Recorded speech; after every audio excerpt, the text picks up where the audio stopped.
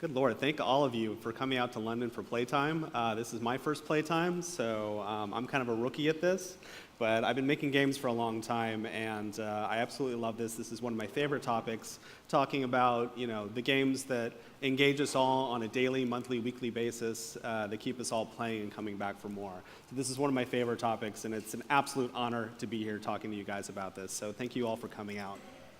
And again, in case it wasn't obvious, my name's Adam Gutterman. I work on the business development team at Google Play, and I focus on game design and consulting with developers on promoting the best game design best practices on the platform.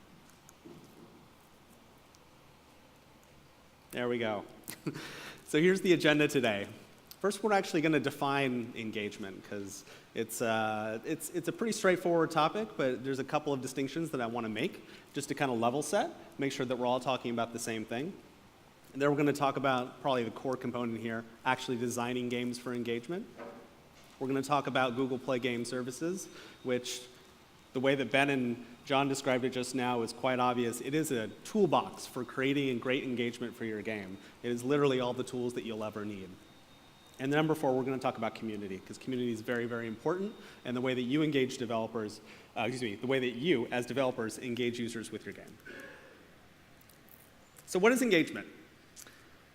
I think everybody here probably knows how to measure engagement, for sure. I mean, we talk about retention rates, D1, D7, D30, and certainly one way we figure out how people are engaging with their game if they're sticking around and playing. We talk about sessions per day, session length as well. And there's another one that we talk about, which is like a stickiness factor, which is daily active users over monthly active users, DAU over MAU. It's a percentage. But what is engagement in essence? We know how to measure it. But what is it? There's actually kind of 2 types that I want to talk about. First type is direct engagement. And this is the one that we see on a pretty much daily basis, and it's kind of the obvious one. It's when people are actually using your game and playing your game. This is a game called Two Dots. This is right after I finished level 123. This is direct engagement. It's very straightforward. It's everything players do while directly interacting with the game. But there's a second type, and we'll get to that later, but I just wanted to call it out now, because it's also very, very critical. I call it community engagement. And think about it this way. Think about your hobbies.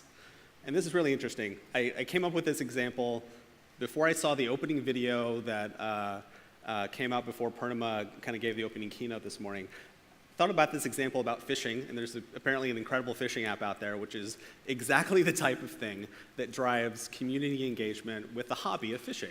So it's actually really well timed, and just it was one of those moments of synchronicity I couldn't have planned any better. So, for example, when I was a little bit younger, I was visiting my hometown of Houston, Texas, which is right on the Gulf of Mexico in the United States. It's a great little fishing town right outside of it called Galveston, and my friends and I decided one night, let's just go out fishing, because it was just a nice, beautiful night, and we went out and we did it. We caught a 10-kilo fish. Last 10 minutes we were out on the ocean, and honestly, it was one of the best nights I've ever had as a fisherman. That right there, me telling you this story and talking about it, you engaging with that app that we showed earlier today in the video, that's community engagement. It's everything that you do when you're engaging in a hobby or a game, when you're not actually engaging in the hobby or the game. When I'm out casting my reel, or when I'm out playing Two Dots or some other game, that's direct engagement. The second type is community engagement, but it's equally important. We'll get to exactly why later.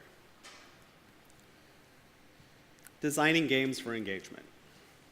So we've defined exactly what engagement is. Now let's talk about how to design for it. And I could go through game after game after game after game and tell you exactly how these games are designed for engagement, but that wouldn't be super helpful. So I decided to kind of narrow it down to 3 games. 3 games that I've been playing for a very, very long time. 3 games that are all very, very different. 3 games that have been out actually all for about the same amount of time, about a year and a half, and are all very, very successful on play. Those 3 games are Two Dots. Who here has played Two Dots? Raise your hand. Yeah. It's like 50% of you. I love it. There's another game, might be a little bit more US-centric. It's called Family Guy, Quest for Stuff from TinyCo. Hands? A couple of you? Love it? No, a few of you. I love it. Okay. And the last one's going to be Hearthstone. Who's played that game from Blizzard? Yeah, okay, about the same number as Two Dots. Fantastic. These 3 games are amazing. They're all very, very different. Two Dots is pretty much as casual of a game as you can get. TinyCo's Family Guy is kind of a builder, very much like a SimCity game, kind of in that mid-core range, and Hearthstone is almost as core of a game as you see on the platform. So I tried to pick 3 very, very different games in game design, style, genre, across the board. So let's talk about these games and how they're designed. This is Family Guy: Quest for Stuff. I found this image on the internet because it's quite descriptive of how this game has been engaging for so long. This is a year's worth of content in the game. We're a year and a half in, but this is exactly 1 year of content in the game. And the cycle for how this game is operated and run as a service. As TinyCo releases new content, players build the content they experience. It's a builder game. It's kind of like a SimCity type game or a farm build or something like that. Players build the content, they kind of go through it, and then they have the content in their beautiful city. And then TinyCo releases more content. Players experience it and build it and kind of go through it, and this cycle continues on and on and on. And TinyCo kind of has to go through this cycle very, very quickly. Every couple of weeks, release new content. And I call it, not pejoratively, because I really love these games, but I call it a content furnace. And a furnace, the way it burns things up. The reason I call it a content furnace is TinyCo ships this content, and then players kind of experience it. They burn it up. It's just kind of like you're putting coals in the fire just to keep the fire going. And if you were to stop putting coals in the fire, that furnace would kind of die off.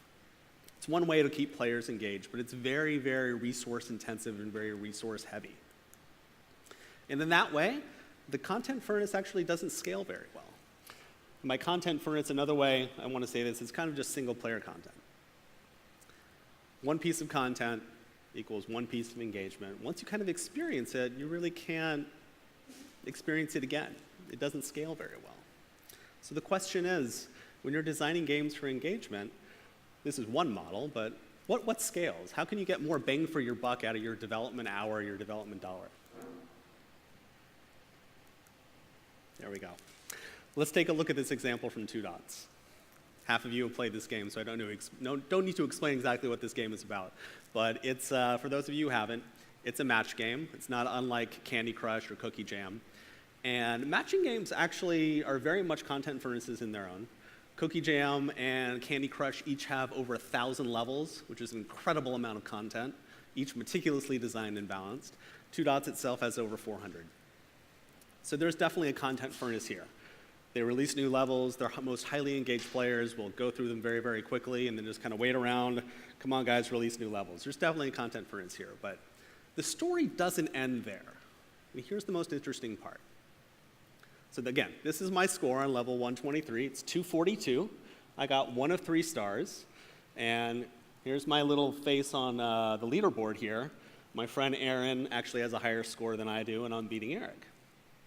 So what could I do? I could go on and play level 124, continue to burn through the content, because it's a content furnace. But the subtle thing that's going on here is I'm being encouraged to actually replay this level. 2 different ways, in fact. I'm being encouraged to go ahead and get a higher star rating, achieve this higher star rating, which is set by the developer. I'm also being encouraged to go ahead and beat Aaron in his little smiling face, because he's kind of taunting me right there with his high score.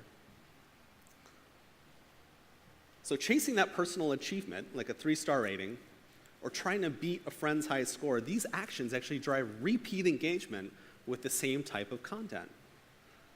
This actually scales. And hence, in this way, replayability of your content is what scales. This is the key message here. If you want to get more bang for your buck, for your development dollar, for your development hour, replayability of your content is the key. 1 unit of content, instead of equaling 1 unit of engagement, like we saw with the TinyCo example, it equals many units of engagement. Now we talked about, on that previous slide, let's go back to it real quick, this achievement here, the 3 stars. It's kind of a limited achievement. Once I hit it, I'm actually not going to want to try to hit that again, once I hit my 3 stars. But the leaderboard here, let's say I do go back and I try to beat Aaron's high score, and I beat him. Maybe I post on Facebook or Twitter or email him directly or just run into him and say, hey man, I beat your high score. Well, he's probably going to be encouraged to beat me. But maybe then, Eric gets in on the action, and this could go on back and forth and back and forth and back and forth for a very long time. So whereas this personal achievement up here, which is set by the developer, of getting up to 3 stars is something that's kind of a limited thing, high scores in this type of competition infinitely scales. So we talked about how replayability is what actually gets things to scale in general. Multiplayer competition in general, scales forever and scales infinitely. Honestly, we could be fighting over a high score on this level forever. And you saw this back in the early days of arcades, back in the 80s when people were fighting over high scores in their arcades and Pac-Man, and it still happens today. It's a similar system. So, promised I would talk about Hearthstone. Here's a Hearthstone tournament. It's got this rich set of multiplayer competition going on right here. It's kind of amazing. Hearthstone's been around for a year and a half, and it doesn't seem to be slowing down at all. The question, you might ask yourself, well, should I just ship multiplayer to my game? Is that kind of the magic bullet? Well, it's certainly a good starting point. What else can you do to actually drive success of that multiplayer? It's a bit more subtle than just kind of, let's ship multiplayer and see what happens. Hearthstone has actually architected their game in a very specific way to drive engagement for a number of different users across a number of different levels, and with different types of cadences as well. So let's take a look at that. This is what I see when I first log in to play Hearthstone. Daily quests. Can win 2 games as a mage or a shaman or paladin or a warrior. And if I went through all of these, I can earn all this gold. 140 gold here is what it would total up to. And these quests would refresh themselves at the end of the day, after 24 hours. So you can come in and kind of fill out these quests on a daily basis. Very cool stuff. They released a feature pretty recently called the Tavern Brawl. When I took this screenshot, it actually wasn't available, but I decided to stick with this one just to kind of show off the cadence of it. It's a Wednesday through Sunday competition. At the end of Sunday, the rewards are kind of tallied up, and your placement in the tournament is kind of shown. But it's a weekly tournament, and I got to come back in the day to start this one. So this one's, this type of action here, it's a daily thing. This one's a weekly thing. This is a screenshot from the March 2015 season in the play mode. Level 6, top 3%. Does anyone want to guess if this was me or something that I pulled off the internet? I pulled it off the internet. I'm not this good. Wish I was this good. I finished 10 once. But yeah, this ranking here that you see, March season 2015, it's a monthly ranking. So we had daily quests, we had weekly tournaments, we have a monthly ranking. You see what they're doing here? Let's look at how they designed this. They've got many modes of play with their multiplayer, including solo play. They've got solo adventures in the arena, which you can pick up and play anytime. It's available for anybody. This is your anytime, always-on content. You have your daily quests, rewards that you get on a daily basis for engaging with the game. You have the Tavern Brawl, weekly competitions. And you have the play mode with your most core users kind of competing for that monthly ranking. You see what they're doing here? They're designing their multiplayer, they're designing their entire game around the multiple ways that people want to engage with their game, whether it's on a daily basis, a weekly basis, or a monthly basis. They're looking for any way to kind of cater to a user that has a particular way of wanting to engage with the game, whether it's super casual or super core or somewhere in between. I think this is absolutely brilliant. So, we've talked about quests in this game. We've talked about multiplayer competitions in all of these games. We've talked about leaderboards. We've talked about achievements. All this should sound pretty familiar. We just heard a talk about all of it. It's Google Play Game Services. Play Game Services is 100% a toolbox for developers to develop all of these amazing features which keep people engaged in your game throughout the life of the game.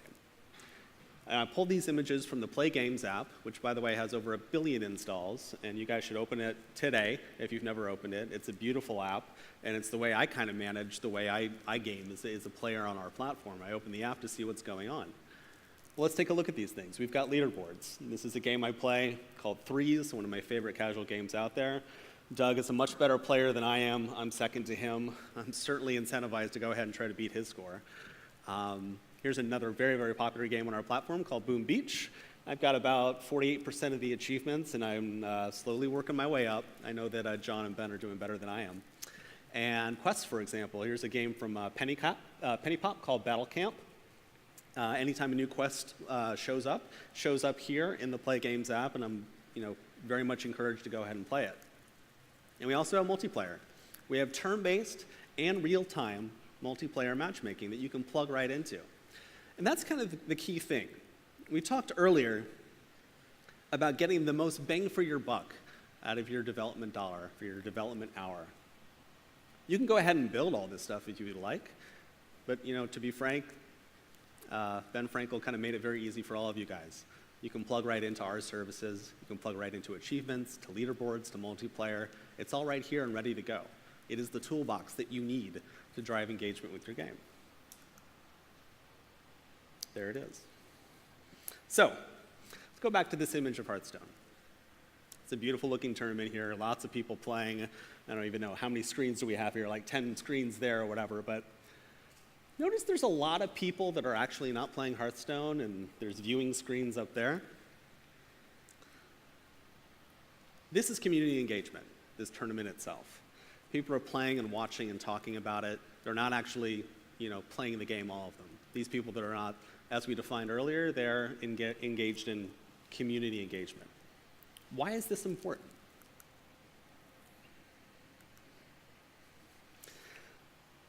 You might have seen one of these in the past. This is a pretty typical marketing 101 marketing curve. This is tracking the adoption of a product over time. You've got your innovators, your early adopters, your early majority, late majority, and your laggards. You've read a Malcolm Gladwell book, you've definitely seen this as well. Now here's the thing. The people that influence other people to download games, to go fishing, to buy a magazine, to try a restaurant, those people are actually involved in community engagement. And they're the influencers. They're the influencers, the mavens that you always hear about. And they actually kind of reside over here. They're the most engaged people in whatever product you're talking about. This applies to just about any industry. That's why this is important. When you get people talking about your game, when you get people posting on various social medias about your game, when you get people, creating YouTube videos, anything that pretty much, again, falls into that category of community engagement, that's so critical because community is actually an engagement and marketing channel for your game. And this is the critical thing. User acquisition is incredibly expensive these days. Sometimes it costs upwards of $15 to get a user on our platform, or on pretty much any platform.